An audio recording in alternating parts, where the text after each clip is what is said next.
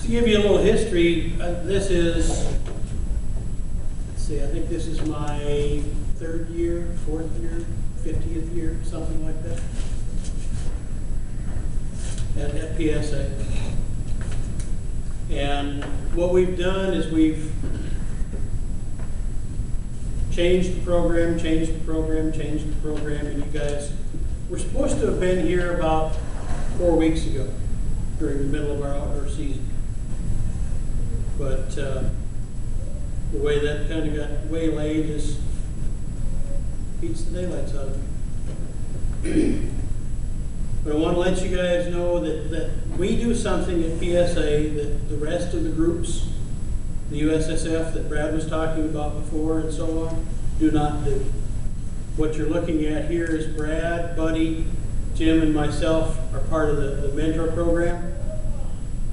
Once you go through your test and you have your 80 or better score and you become a real for sure PSA referee, it doesn't stop there. The education doesn't stop. The learning doesn't stop.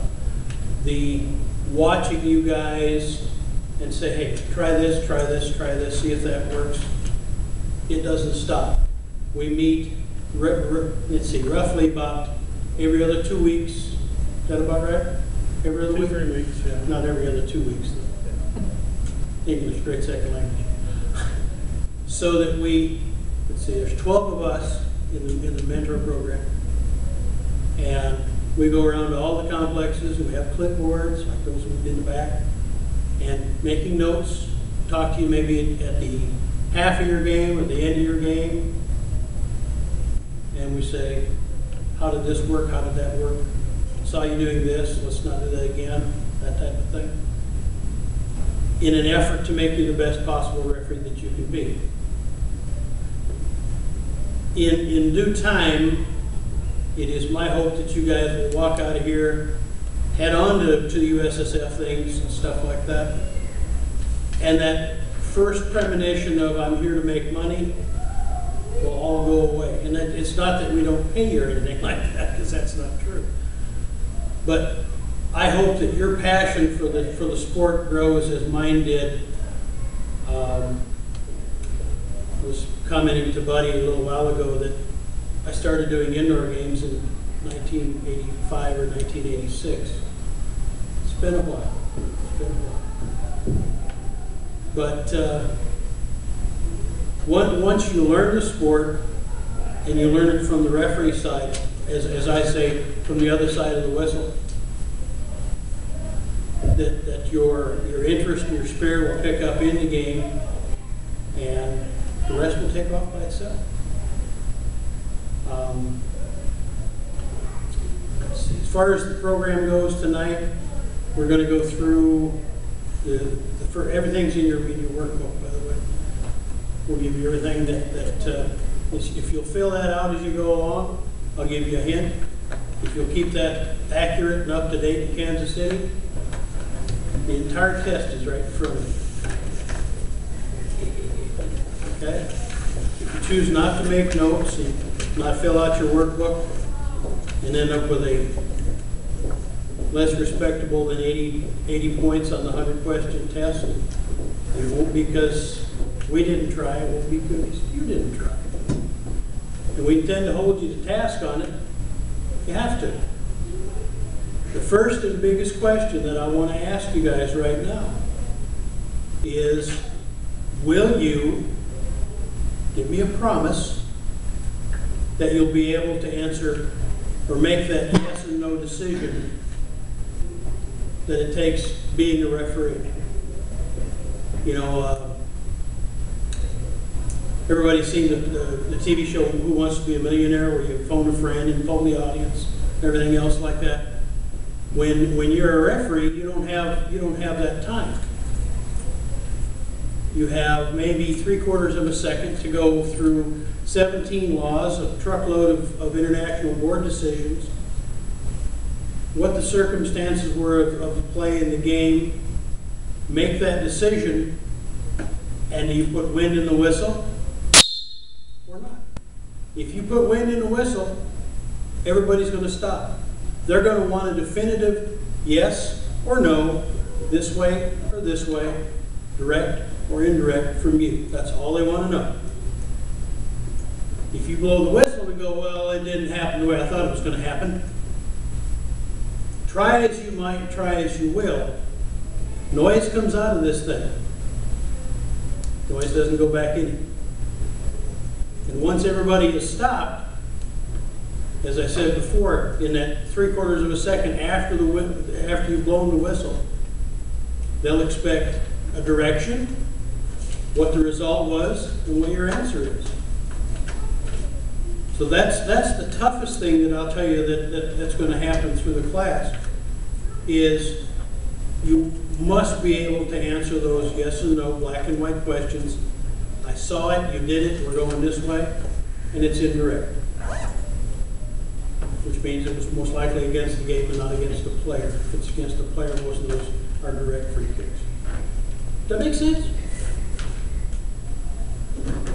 So if you have doubts that you'll need to phone a friend or poll the spectators, either home or visitors, to see whether or not you were right, that's probably not going to work for you. So, with all of that said and done, is everybody ready to get started? Cool. Anybody have any questions before we start? Nope. Good stuff. I'm going to go over the first 3 laws of the game. Then we're going to take a break. Okay. So, game 1, or law 1. Where do we play soccer? Field. Field. It's in your notebook there. That one's a little elongated picture there, but might have a better picture. Get it up.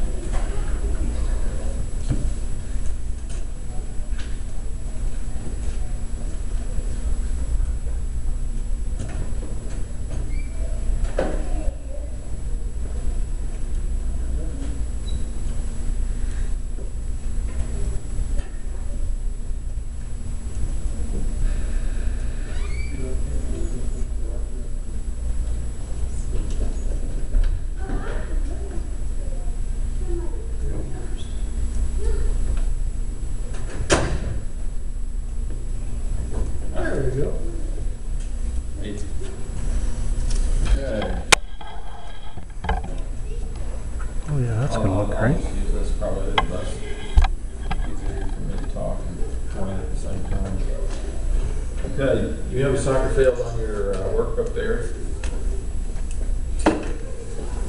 Soccer field is a rectangle. Can it be a square? No. Can't get it. It has to be longer than it is wide.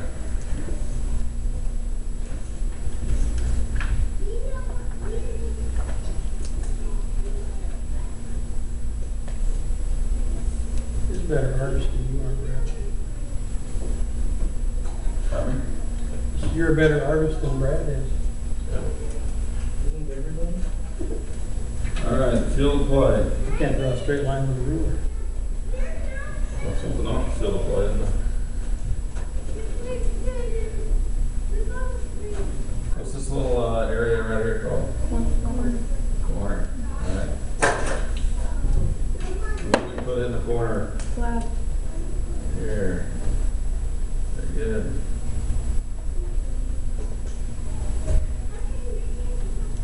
Just for the heck of it, does anybody know how tall the flag should be? How tall, Mr. Barnes? At least 5 feet. Yep. Why does it need to be at least 5 feet? There's a reason. You just make it up. Taller than player? No, but you're getting there. 5 feet comes up to about right here on me. Okay. If I run into that, more than likely I'm going to just knock it over. If it's 4 feet, maybe not. Maybe I fall on it. Okay. The reason it's at least 5 feet is so you don't impale yourself on it.